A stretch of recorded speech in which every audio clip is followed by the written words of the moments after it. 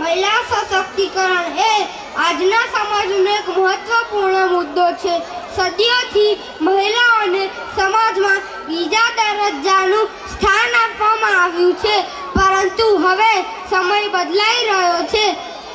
મહિલા સશક્તિકરણ એટલે મહિલાઓને શિક્ષણ, આર્થિક સ્વતંત્રતા, સમાન અધિકારો અને નિર્ણય લેવાની શક્તિ પ્રદાન કરવી, જેથી તેઓ પોતાનું જીવન સ્વતંત્ર રીતે જીવી શકે અને સમાજના વિકાસમાં યોગદાન આપી શકે. ભારતીય સંસ્કૃતિમાં મહિલાઓને દેવીનું સ્થાન આપવામાં આવ્યું છે, પરંતુ વાસ્તવિકતા ઘણીવાર આનાથી વિપરીત રહી છે.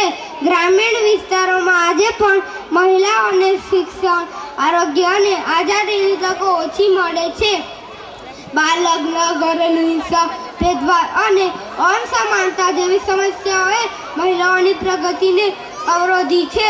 આવી પરિસ્થિતિમાં મહિલા સશક્તિકરણ એક આવશ્યક પગલું છે, જે સમાજના દરેક વર્ગને સમૃદ્ધ બનાવી શકે છે.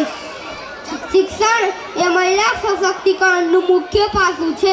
જ્યારે એક મહિલા શિક્ષિત થાય છે, ત્યારે તે માત્ર પોતાનું નહીં, પરંતુ પોતાના પરિવાર અને સમાજનું ભવિષ્ય પણ ઉજ્જવળ બનાવે છે.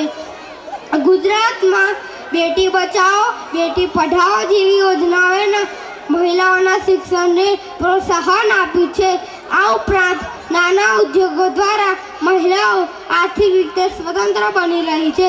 ગુજરાતની મહિલાઓએ હસ્તકલા, દૂધ ઉત્પાદન અને વ્યવસાયમાં પોતાની ક્ષમતા સાબિત કરી છે.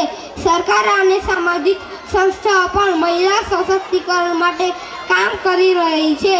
નારી તું સાચે જ નારાયણી છે. અસ્તુ. જય હિન્દ, જય ભારત.